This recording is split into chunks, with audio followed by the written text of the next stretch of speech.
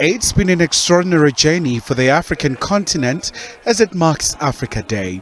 It comes as the continent is still grappling with a number of socio-economic issues and tough economic conditions. The OAU, which was later called the African Union, had to intensify efforts to achieve a better life for all, but it proved to be a colossal challenge. The African Union is a change in the right direction from the OAU, but it is an incremental change. It's no magic solution to Africa's developmental or security problems, but it certainly brings on board issues on democracy, good governance, and issues of accountability that were absent from the Charter of the OAU.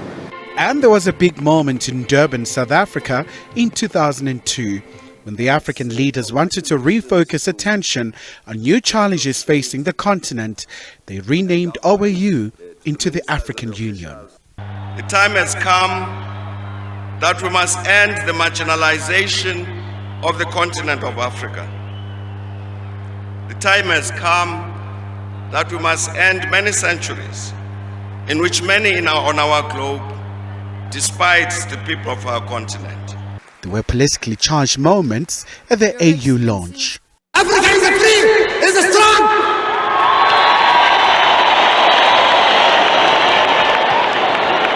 It is a new sun, a new dawn, a new day.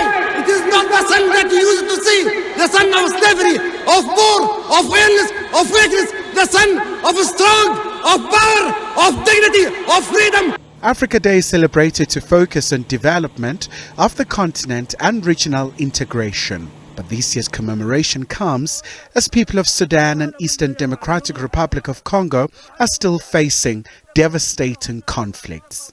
Africa doesn't deserve to be under continuous war. Africa deserves to be in peace.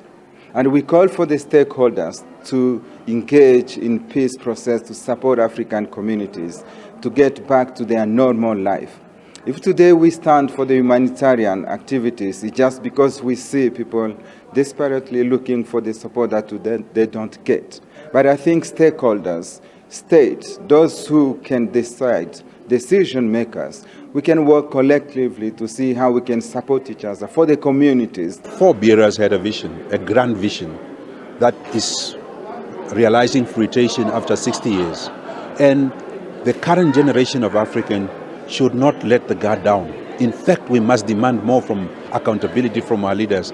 Why are we in poverty? Why are we underdeveloped? Why are we underemployed? And these are questions that must be asked. Whoever wants to prepare to be in a leadership role, we must up our game. Activities to mark the historical moment will be commemorated all over the continent by 55 member states of the AU. President Cyril Ramaphosa will lead the Africa Day celebration. Africa Month 2023 has been themed Deepening the AU Vision for Unity, Prosperity and Modernity for a Better Africa and a Better World.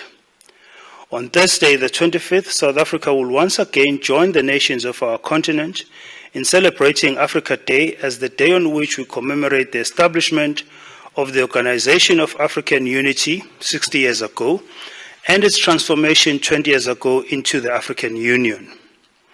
Africa Day is a day that focuses our consciousness on the development of our continent.